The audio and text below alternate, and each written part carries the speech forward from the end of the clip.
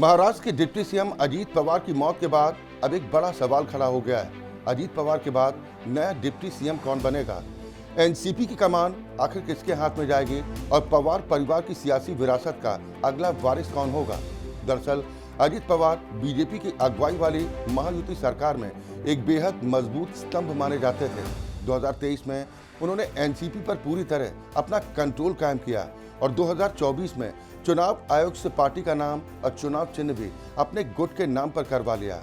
ऐसे में उनके अचानक इंतकाल से सरकार और पार्टी दोनों के सामने लीडरशिप का बड़ा संकट खड़ा हो चुका है। डिप्टी सीएम का पद सिर्फ कुर्सी का मामला नहीं, ये सत्ता के तवाज़ुन और सियासी समीकरणों का भी सवाल है। तो आइए इससे पहले हम जान लेते हैं कि अजीत पवार के परिवार और उनके करीबियों के बारे में।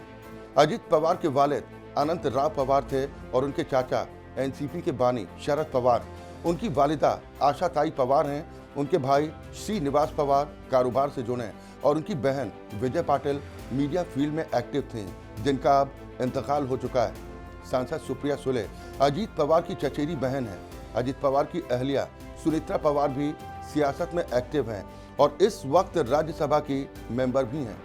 अजीत पवार के दो बेटे हैं। पहले बेटे जय पवार जो ज्यादातर परिवार का बिजनेस संभालते हैं और दूसरे बेटे पार्थ पवार जो सियासत में एक्टिव हैं और लोकसभा का चुनाव भी लड़ चुके हैं। हालांकि उन्हें हार का सामना करना पड़ा था।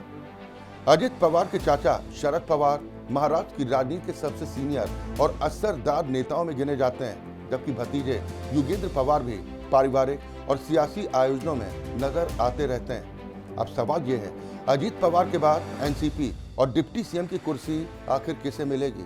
सबसे पहले तीन नाम सामने आते हैं, जिनमें पहला है सुनेत्रा पवार, फिर जय पवार और पार्थ पवार। इसके अलावा एक और नाम है अजीत पवार के भतीजे योगेंद्र पवार का, जिन्हें नजरअंदाज नहीं किया जा सकता। फिलहाल सबसे ज्यादा चर्चा इस बात की है कि महायुति सरकार में अजीत पवार की जगह पार्थ पवार डिप्टी सीएम बन सकते हैं, क्योंकि पार्थ पवार राजनीति में एक्टिव हैं और 2019 में मावल सीट से लोकसभा का चुनाव लड़ चुके हैं। लेकिन सुनेत्रा पवार की संभावना भी काफी मजबूत मानी जा रही है। वो एक सामाजिक कार्यकर्ता हैं और राज्यसभा सांसद भी। दूसरी तरफ जय पवार फिलहाल राजनीति में उतने एक्टिव नहीं हैं। वो मुख्य रूप से परिवार का कारोबार संभालते हैं। अब अजीत पवार के इंतकाल के बाद फैसला आसान नहीं होगा। बीजेपी और महायुति सरकार के बाकी सहयोगी दल इस पूरे फैसले में अहम भूमिका निभाएंगे। आने वाले दिनों में ये साफ हो जाएगा कि पार्टी परिवार के किसी सदस्य को आगे बढ़ाती है या फिर किसी तजुर्बेकार नेता को जिम्मेदारी सौंपती है।